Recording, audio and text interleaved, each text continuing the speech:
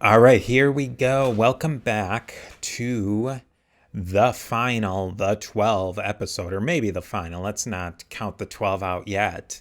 But here we are again. I'm Steve, History of the Papacy podcast. As you well know, we are also joined by Garry of the History in the Bible podcast. And we've been dissecting and putting back together the 12 minor prophets of the Old Testament. Today is our chance where we get to rank the 12 minor prophets from our favorites, our mediums, and our not so favorites. Not so favorites. So maybe Garry, maybe just in I mean, people at this point, if you've probably listened to all of them before, but maybe you're joining in at this point and you just want to see a wrap up of the 12 prophets. Who are these 12 minor prophets? The 12 minor prophets are a collection of people, and they're called the 12 because there's 12 of them, and they're all very short books, which as far as we know, all ended up written on a single scroll. So if you put all the 12 together, they're about the size of one of the big prophets like Isaiah or Jeremiah or Ezekiel. We have no idea how the selection came to be. Sometimes we only have the vaguest idea of when these people lived. In other cases, some of the prophets are actually very specific. They'll give you the year they are writing in. Most of the prophets seem to be responding to a particular crisis, such as the Assyrian invasion of Israel or the Babylonian threat to Judah, or the exile and the return. The prophets vary widely in their subject matter, their, sanity, whether they make sense or not. Now, one thing I should mention is that word prophet. I think the word prophet is a terrible translation in English. In Hebrew, the word that's used to describe them is navi, and that means someone who is called or who announces. So the original meaning in Hebrew is more like a man from God. It's more like John the Baptist. Okay, so John the Baptist isn't full of prophecies, and this is mainly the case with the 12. Very few of them actually make any prophecies at all, but in fact they are just giving God's word to the people, and of course it's not a great word. Now, prophets were all over the place in the ancient Middle East, and the Bible in fact mentions a lot of what they call men of God, and court prophets were people who attended the local ruler, and like the Hebrew prophets, they deliver the words of the gods to the rulers. And often the words are something like, Marduk needs a new room on his temple. Absolutely. We'll get that done tomorrow. So they're fairly self-serving. In general, from what we can gather, they tend to be yes men, reassuring the local ruler. So they're not exactly priests. They have a different function. They're more secular, and they work in the community. And the Hebrew prophets are pretty much like them. Although, as it turned out, the Hebrew prophets became much more central to Israelite and Judean society than the Mesopotamian prophets. Anyway, that's the intro to the prophets, I think. Does that do? So it really seemed these prophets are entirely different than a prophet like the Oracle of Delphi, who's kind of getting what the gods say, thinking about it, and giving you something that maybe will happen in the future or some bizarre interpretation. These guys, the 12 minor prophets, the prophets in general in the Old Testament, they're getting the straight scoop from upstairs and telling it to the people, because kind of if you think about it like theologically, according to the Old Testament, if God's omnipotent and he can see the past, see the future, see the present, then whatever he's saying has to be the straight scoop. There's no interpretive or through this minor prophets, they're saying what they've, unless they're not interpreting it correctly, and then why would they put it in this book? Yeah, now, as I said, we have no idea how they came to be chosen. And as you'll find out soon, we think that some of them maybe, maybe there were better candidates out there. We have no idea how many prophets actually wrote books. There could be dozens of these things, which simply just never got included in the Old Testament. And also one thing, a lot of the prophets are social critics. They fall into different groups. Some of the prophets, the Hebrew prophets, are critics of the government and critics of government policy, particularly foreign policy. And some of the minor prophets are social critics who are indirectly criticising the government, but they're criticising the government not for its foreign policy, but for the social ills that it is allowing to be perpetuated. I think the 12 minor prophets, that's a really interesting point that you bring up, is that with the 12 minor prophets, they really do seem to have this connection to Christianity. And I think that I started to understand more about that early Christianity's really pulling something different out of the Old Testament. That, you know, like if you follow like the Christ myth theory, and that it's all basically they made it up, slapped on some Greco-Roman religion, and here we go. But you can really see that throughout the New Testament that they're reaching into a very specific strain of things that were going on in the Old Testament. And they really seem to like the 12 minor prophets and Daniel in particular. And now it's time to get into the heart of the story here, if you will. We're going to talk about who our favorites and who our least favorites are. So with any great top 12 in our case, we're going to start at our least favorite. And mostly Garry came up with several highly subjective measures of readability, intelligibility, affability, bonkerosity, relevance to our times, length, resonance of themes in common with other prophets, and use of exotic symbolism. So those were really that was the rubric we used to judge these prophets. So let's start off with our bottom four. And Garry, let's just maybe name who are your bottom four as far as the 12 prophets go. Okay, Steve. Now, my bottom four are Haggai, Joel, Zechariah, and Hosea. And let's briefly recap them. Haggai and Zechariah are exact contemporaries because they specifically date themselves. And they are dated to shortly after the return, and they are exhortations to the people of Israel to rebuild the temple. That's all they're on about. Their theme is, we got to rebuild the temple, guys. We're back in the homeland, but we ain't got no temple. Let's rebuild it. And Haggai and Zechariah refer to the two most important politicians of the day, the high priest Joshua and the obscure Zerubbabel, if that's how he's pronounced. And they are preoccupied with these two people. Zerubbabel's a bit weird because Haggai and Zechariah are both big boosters of Zerubbabel,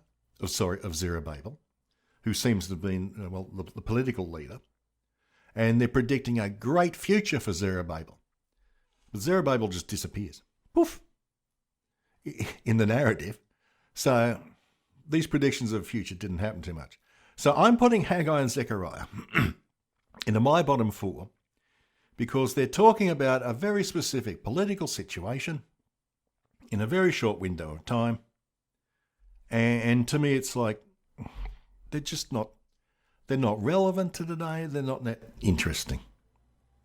Now, I think you have them in your bottom four, don't you? So definitely Zechariah and Haggai made it to my bottom of the list. And it's really for the same reasons that you said, is that It says Zerubbabel or Zerubbabel, if you prefer. It really, it seemed very specific to the time, and then they overlapped each other so much. It's like, it just didn't really stick with me. I think the only thing that gives Zechariah an honorable mention is that he has a couple of really interesting scenes in there. And I know we quoted these in other episodes, but there's the clean garments of the high priest where Satan and God are judging the high priest Joshua, and it's the scene just comes out of absolutely nowhere. And then the flying scroll of the gigantic flying scroll, which I thought that might almost bumped Zechariah into middling status, but it still kept him in the bottom for me. Yeah, I'm just not impressed with either of them. I mean, it's like they're talking about some obscure politician who was famous for about 6 months, several hundred years ago. And I don't really... Just no relevance, no...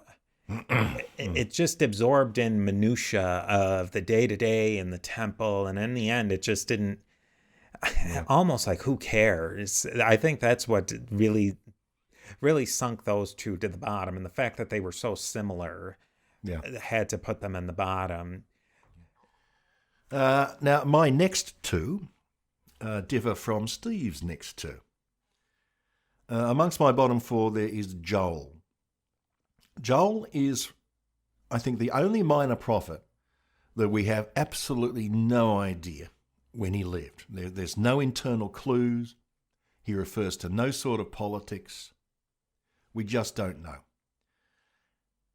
And I don't like Joel because, well, he's a proto-apocalypse. It's full of fairly surreal imagery. Locusts and droughts and the end of times are coming, which may be an indicator he's a fairly late writer. But I'm not a huge fan of the apocalypses. I find them too raving mad myself. And Joel it's not a full-blown apocalypse like Revelation, which is, completely over the top. I just find his imagery sort of, it's ugly, it's depressing, it's slightly mad. So that's my third of the fourth. And the other one that I put in is also Hosea. I just can't stand the man. But we'll get into that later. So what are your other members of the bottom four? All right, so my two bottoms of my bottom four are Nahum and Obadiah. Now, Obadiah, he's the shortest book in the entire Bible, New Testament or Old, and it's a short, maybe two paragraphs of just pot shots at Edom. Yeah. Who cares about Edom? A tiny, tiny, tiny principality at the very bottom of the of Israel. It just to take such a minor little player, and you basically have a very short rant against them, and then you move on to the next. I don't understand why Obadiah is there. It's too short. I don't see the point in taking these pot shots at Edom. I mean, Edom was just trying to survive like the next guy.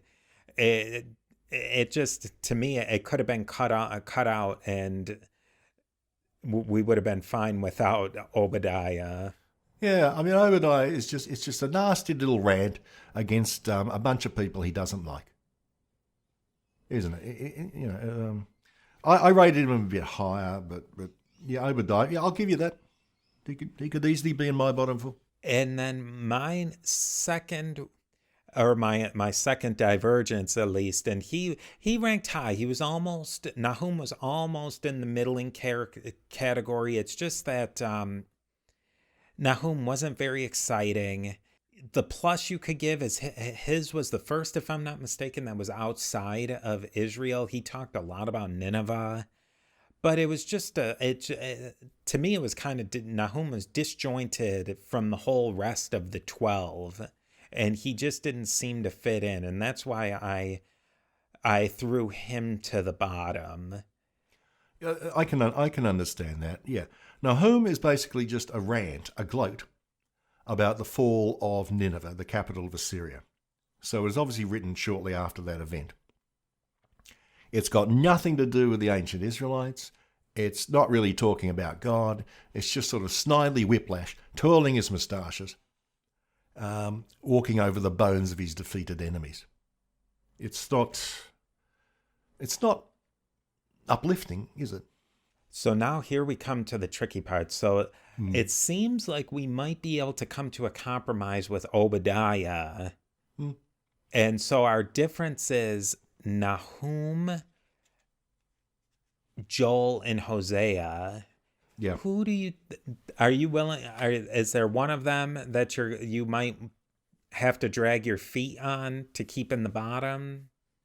I absolutely want Hosea at the bottom. I know we disagree about this. No, I cannot stand Hosea.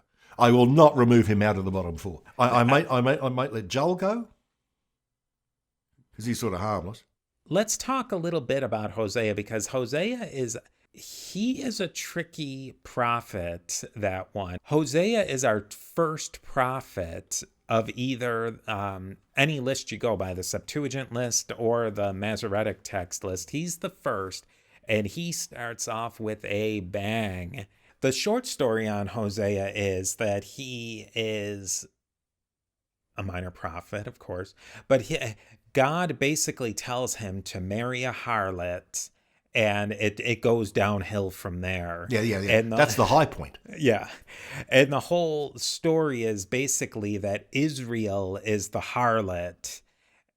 And besides that metaphor or analogy that they're making between Israel and the harlot, they really run down Hosea's wife, Gomer, and their children. So I'm thinking that that's where your disagreement with Hosea comes from. And the names of his children. It's something like the Hebrew words translate as something like, I hate you, and you bastard, or something like that. And I don't like the imagery. Okay, I can see God is trying to make a point, because God is a jealous God, about Israel's harlotry, but I don't like the way it's done. I don't like the inherent misogyny in it.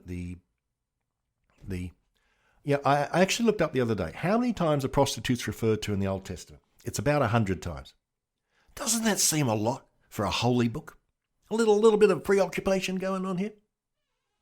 I just don't like that aspect of it. So, I just don't like Hosea. It's really interesting because if you're coming into reading the book blind and you don't have any context for it, it sure does seem from that first section that it's not metaphorical. No. And then you read on and you can see, okay, yeah, that's probably a metaphor, but they never do really spell out that it is a metaphor, that Gomer and that these names that they give for the kids are metaphorical. I could see putting Hosea towards the bottom just for that point alone, that they never really do. It's never spelled out that, okay, that this is what we were doing. You kind of have to read between the lines to backdate that first whole initial couple, at least a chapter, is just an analogy for Israel. But you have to admit, if you were the least literally minded about reading the Bible, you'd take it literally, wouldn't you? Yeah, for sure. So that's the bottom four covered, isn't it? So I did a little consolidation here of our bottom four in no particular order. Hosea, well, I guess we could say pretty safely our two individual bottom fours are Obadiah and Hosea. Yeah. And then we both agree Haggai and Zechariah. Not terrible, just not great. Yeah. And I'm willing to put Obadiah in the very bottom four, because I got him in number 8 at the minute. So our consolidated bottom four, starting at 12, Hosea, with a close Obadiah, Zechariah, Haggai, and Zechariah and Haggai probably interchangeable at Yeah. this point. Okay, that's cool. That's our bottom four. And let's go to our middling prophets. These were the prophets we did not have strong opinions of one way or the other. So maybe I will start with my middle group. And for my middle group, so now Hosea's got cut from my middle group, but I have Habakkuk, Zephaniah, and Malachi. And really in no particular order. I did rank Hosea a little bit higher, but since Garry convinced me to throw him to the bottom. So my basic reasons, Hosea, I had him as a middling, but I was able to be convinced to put him to the bottom, as he's really his language was problematic in how we speak today. It was, if it was purely a metaphor or analogy, it just didn't come off well. Habakkuk has a great ship named after him, but the book of Habakkuk wasn't memorable to me, although it was very influential on Christianity, so the book definitely had some staying power. Zephaniah, some say that maybe there was a USS Zephaniah at one point, but as far as a book, it had some influence with the later tradition, but just not a particularly memorable book. And my last middling book was Malachi. It was the last book of the Old Testament, and the next book, if you have a New Testament, Old Testament, a Christian Bible, if you will, it jumps right to Matthew. And my issue with Malachi is there's really no transition to the New Testament, and I think that there is something that seems like it's missing, and Garry will have something to say about that there maybe was a transition between Malachi and the New Testament. So Malachi was traditionally held to be the last minor prophet and the last written book in the Old Testament. That cannot possibly be right. We're not really sure, I suppose, about the poetic books, about whether bits of Psalms were written at this time or that time, or Lamentations, etc. But a good candidate for the last written book of the Old Testament is, of course, Daniel, because it has a whole collection of prophecies which clearly refer to the Hellenistic kings and would have to have been, at least those parts of Daniel, had to have been written at least a good century after Malachi. Now, if Daniel is really the last written book of the Old Testament, it forms a sort of a transition to the New Testament, because Daniel, the second half of Daniel, is a full-on mini apocalypse, full of surreal imagery, prophecies of the future, or supposed prophecies of the future, and very much resembles Revelation in a lot of ways. So if we accept Daniel as the last book, then that would form a suitable end to the Old Testament. But of course, in tradition, you cannot accept Daniel as the last written book, because the first half of Daniel says it's written by a guy who lived during the Babylonian exile, when manifestly it was not written by such a person. Wait, the one thing with Malachi is it's written in the 500-ish, and it just seems strange that there's nothing written, that there would be nothing written between 500 and, say, 500 BCE and 50s, 60s-ish CE. Well, there was buckets of it, but not canonically. Yeah, non-canonically. It's now called the parabiblical literature, and I have got 2 volumes of it, and there's about 3,000 densely packed pages of it. There were dozens of these things, which were, of course, some of them were uncovered in the Dead Sea Scrolls. Some of them were used by the Ethiopian Jews and the Ethiopian Orthodox Christians. But not one single one of these documents made it into the official Old Testament. Not one of them. If you'd actually put all this literature that we have into the Old Testament, you would easily triple its length. the length of the entire Old Testament. But for some reason, someone said, okay, Malachi, right, that's a neat way. We'll tie him off with Malachi and we'll forget everything that's written afterwards. Yeah, so Steve and I agree about Malachi and Zephaniah in the middling middle. I also included Obadiah in the middle, but I'm happy to drop him to the bottom list. And I also included in the middle Nahum, who you put into the bottom list, didn't you? Yeah, he sunk to the bottom. Yeah. I put him in the middle. Well, there's only so many people you can put at the bottom. I put Nahum into the middle, even though it's just a gloating description of Assyria. But I'm happy to... I mean, all these guys in the middle, you can shuffle them around, can't you? Nahum rises to the middle. Nahum rises to... Just barely. Oh, Hosea sinks to the bottom. Blah, blah, blah, blah, blah. Now,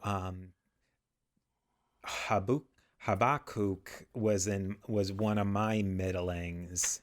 Oh, okay. I put Habakkuk at number 4, so he just barely... So we'll have well, maybe we shouldn't say, forget I said that, but we'll have a little controversy. So we're going to put Habakkuk in the penalty box right now, and then we will get to him and see if he really does have a rightful place in the top 4. Okay. And speaking of the top 4, let's get to the top 4, and then I think that'll be able to settle out our middle. Yeah. Okay, so now we've got the middle. The middles is still a little shaky, but let's take a look at our top 4 now. Garry, who were your top 4? My top 4, and I'll actually list them in order: Jonah, Amos, Micah, and Habakkuk.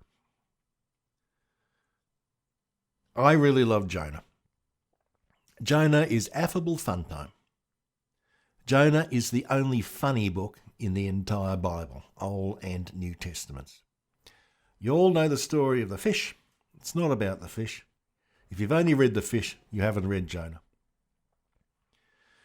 Jonah, the poor bugger, is commanded by God to go to the capital city of Assyria, Nineveh, tell the Assyrians they've got it wrong and they should all convert to God. Naturally, Jonah runs in the exact opposite direction. He does not want to go to Assyria.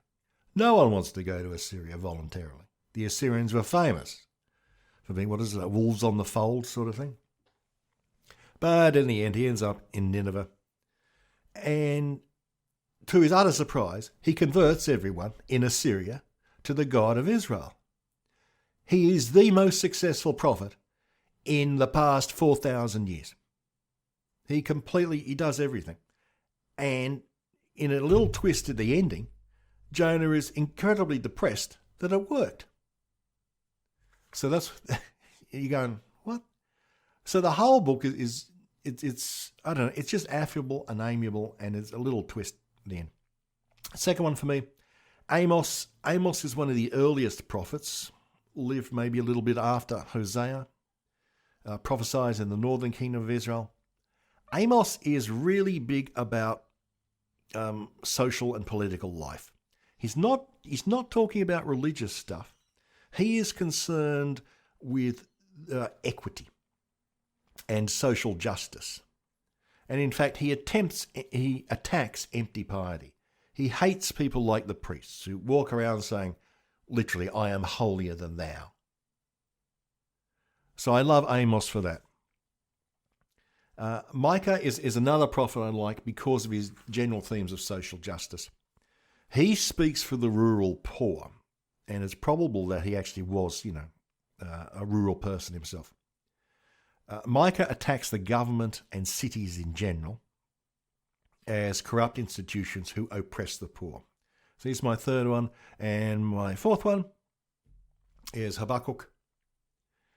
Because his theme, again, is a social justice thing, or no, it's a theological issue. He's mainly about why does God not prevent injustice? So those are my top 4. My top 4 were pretty close, and I don't think we said this. So we did these ratings independently, and I think it's interesting that we're fairly close on these. I picked Jonah as number 1. I think Jonah's a story, and I think I can see why Jonah, except for that last little bit, is it makes it into every Sunday school class. He's especially that beginning section where he's on the boat, he decides, I'm not going to Nineveh, I'm going to the exact opposite direction. He doesn't paint the side characters as jerks. They're honestly painted in a very nice way, that they don't want to blame this all on Jonah, even though it is Jonah's fault. And then they finally do toss him overboard. But that's kind of what Jonah's in on that one. He's on board on it. The big fish is fun, which we talked about in the episode, that it probably wasn't a whale. And I think that the author was having fun with the big fish. And then that ending, the ending is great. It's the best ending of all the 12, no doubt about it. Amos gets number 2 for me because it's just a rollicking narrative. It's just one thing after another, after another, after another. I also like his really detailed plan of almost genocide against the Philistines. I mean, he lays it out in complete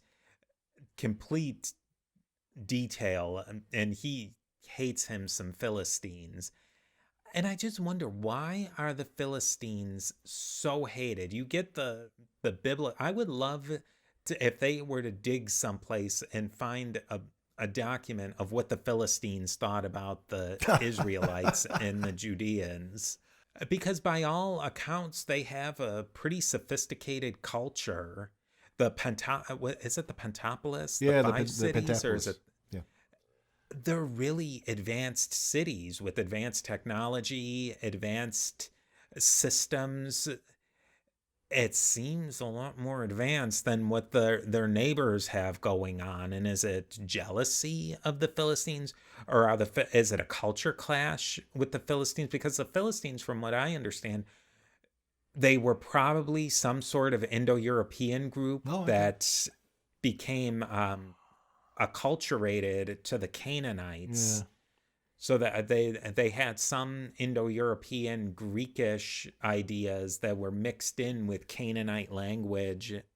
Yeah, I think some people saying they could be remnants of some of the sea peoples, who are often taken to be Greeks and others sort of running around. I think one of the reasons that the Israelites, the southern kingdom, would have particularly hated the Philistines is that the Hebrews never managed to conquer them. I mean, if we go right back to David versus Goliath the Philistine, you get the impression that we whopped those dudes who thoroughly deserved it. But in fact, Israel never touched Philistia, the cities. So I think the Israelites resented the fact they'd never managed to conquer the coastal Philistines. And because of that, the little southern kingdom of Judah never had a Mediterranean coast, unlike the kingdom of Israel to the north, which could transport things across, the Mediterranean coast. So I think it's just maybe sour grapes. Yeah, so that's my theory. The northern kingdom did have a little sliver of the Levant in between Lebanon. Yeah, fairly big chunk actually. Yeah, they had the coast, and to the north of them were the Phoenicians. That could be their gripe against Edom too. Yes, Edom was connected those trade routes between Saudi Arabia, points eastward, and the Red Sea and Egypt. So that could be a reason that they wouldn't be big fans of Edom either. That's true. I think the little kingdom of Judah was just resentful that it was such a puny, podunk little kingdom surrounded by equally puny little kingdoms, and they just didn't like each other. So I talked about my thoughts. So it's Micah. He is interesting to me, and he made it into my top four because of that whole God suing Israel. I like that. Maybe God and Israel should have sought some sort of arbitration. I also like the language in chapter 6, verse 14. And okay.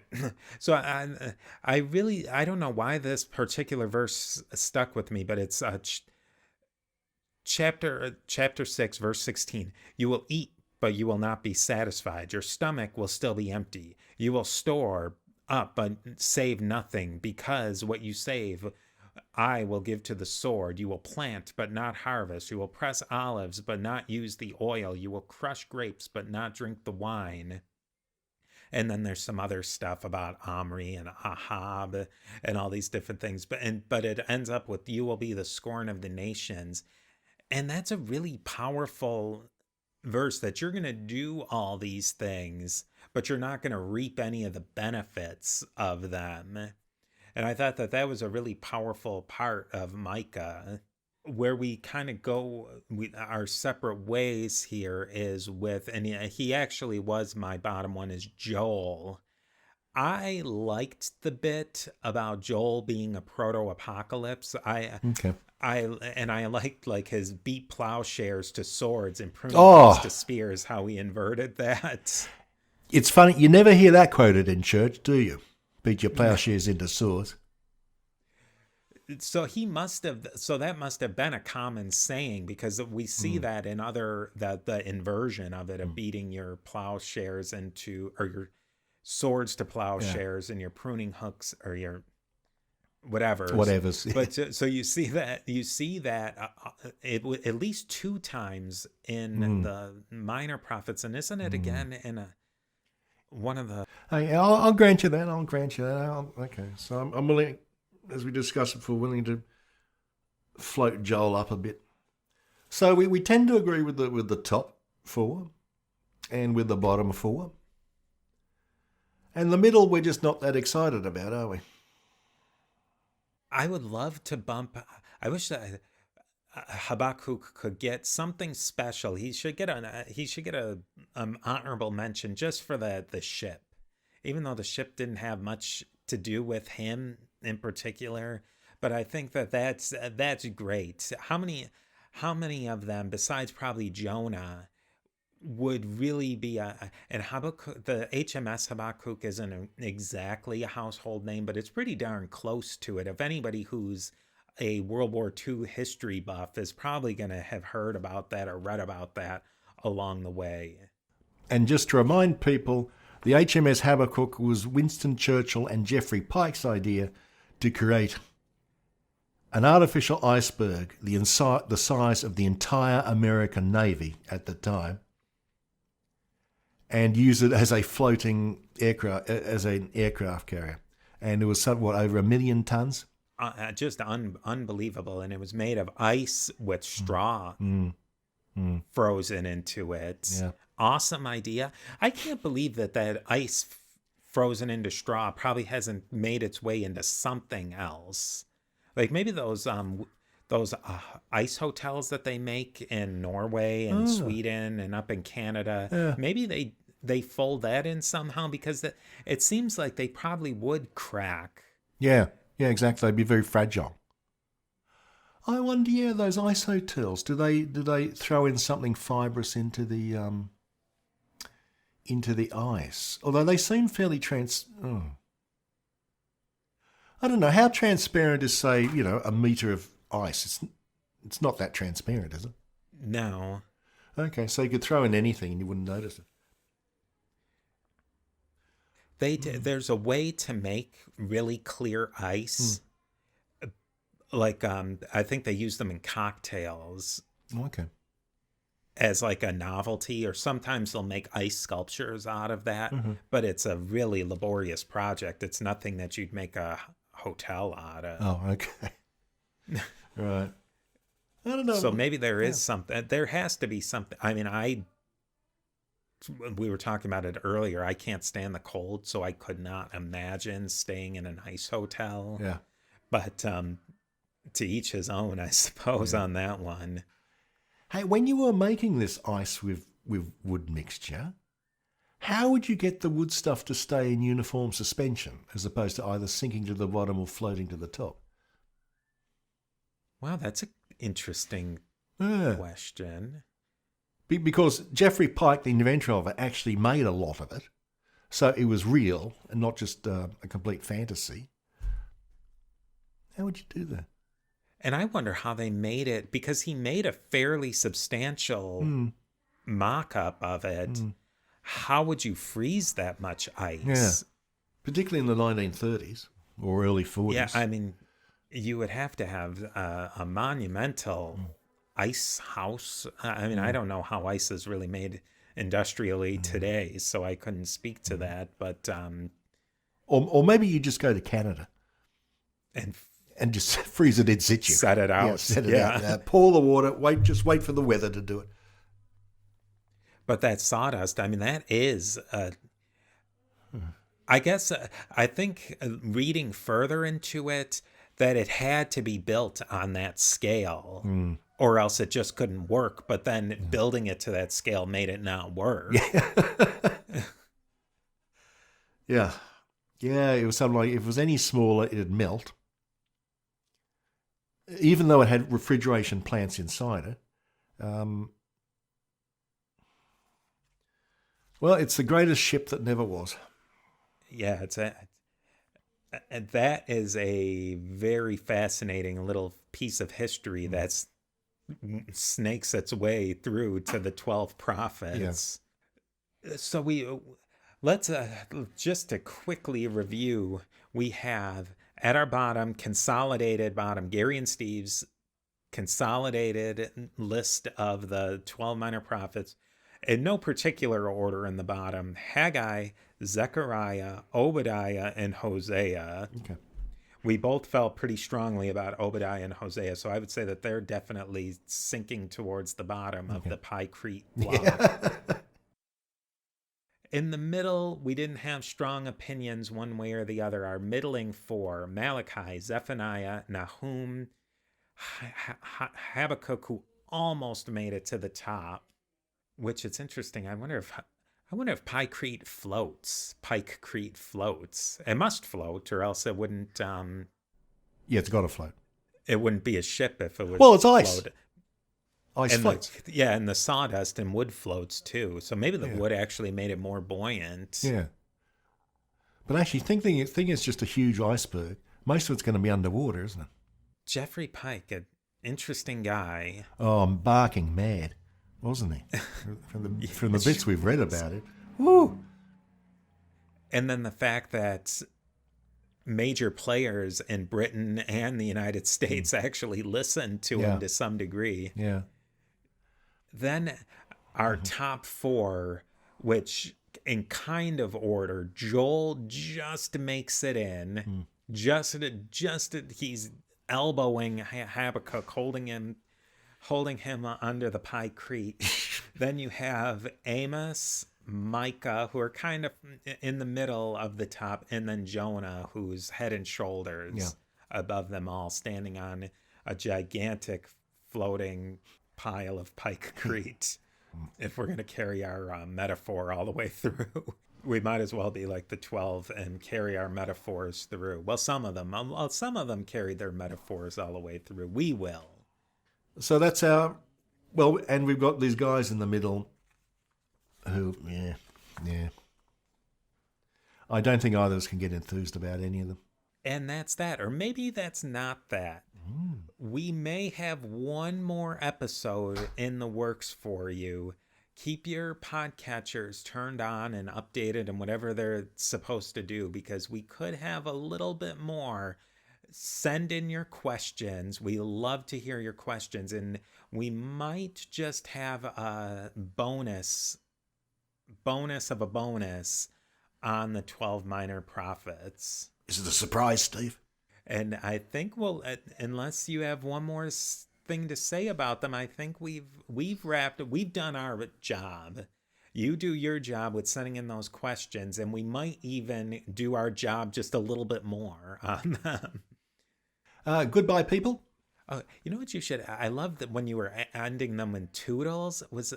Oh, Toodles. Or toodle do you? Toodles is old Australian, so common 50s, 60s for goodbye. So you got to end it with toodles. Okay. Toodles all.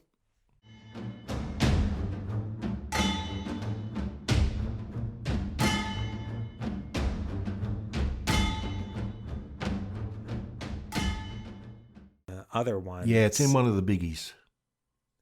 But so for him to invert that, I liked that. I thought that was nice style. He could have come up with his own thing, but he decided to take that and run with it. Yeah.